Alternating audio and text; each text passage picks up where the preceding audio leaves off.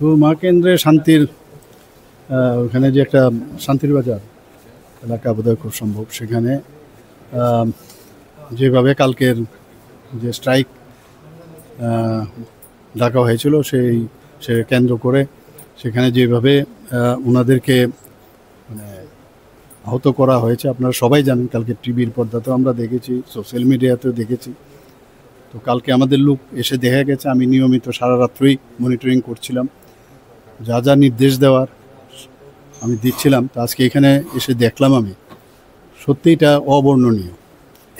আর এইভাবে মানে ডান্ডা নিয়ে, রড নিয়ে, তারপরে গুলতি নিয়ে যেভাবে আক্রমণ, এটা আন্দোলনের নামে একটা কলঙ্ক। মানে ইভেন যা শুনলাম ছিনতাই পর্যন্ত করা হয়েছে, গলার হাড় নিয়ে গেছে ইত্যাদি। এটা কোন ধরনের মানে আন্দোলন আমার মাথায় ঢুকলো না। তো যা করার পুলিশ এবং যা করবে আমি তাদেরকে বলে দিয়েছি, আইনের কাজ করবে এবং তাদের শাস্তি অবশ্যই হবে, এতটুকু আমি বলতে পারি। না, এখানে তো আমি 3 জনকে দেখলাম, আরও অনেক লোক আছে যারা ওইখানেই ট্রিটমেন্ট পেয়েছে।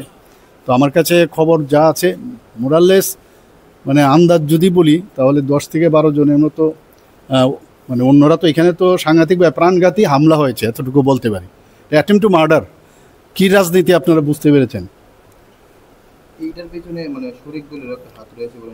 না, এর মধ্যে তো আমি তো কালকে বলেই দিয়েছি। কালকে তো আমার যে অলরেডি সোশ্যাল মিডিয়াতে আমি বলেই দিয়েছি, আমি টুইটও করেছি, ফেসবুকে আমি দিয়েছি যে কারা যুক্ত। যে এইভাবে রাজনীতি মানে এর আগেও ধমকি হুমকি এসব দিয়ে এসছে। তো অর্থটা কী দাঁড়ায়?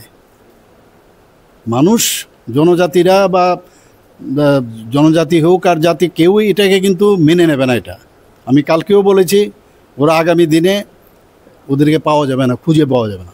পরপর 2 দিনে এরকম ঘটনা হয়েছে, রাজ্য সরকার কীরকম? না, আমরা তো আমাদের তরফ থেকে আমরা করছি। সেখানে পুলিশও গেছে, আপনারা জানেন বিশাল মাত্রায় পুলিশ গেছে সেখানে। পরবর্তী সময় আপনারা জাস্ট দেখুন কি হচ্ছে, কি হবে, এতটুকু আমি বলতে পারি। আইনগত তো হবে, আমি তো বললাম তো, সেগুলো অলরেডি তৈরি হয়ে গেছে এবং হবে, এবং এইভাবে চলতে দেওয়া যাবে না।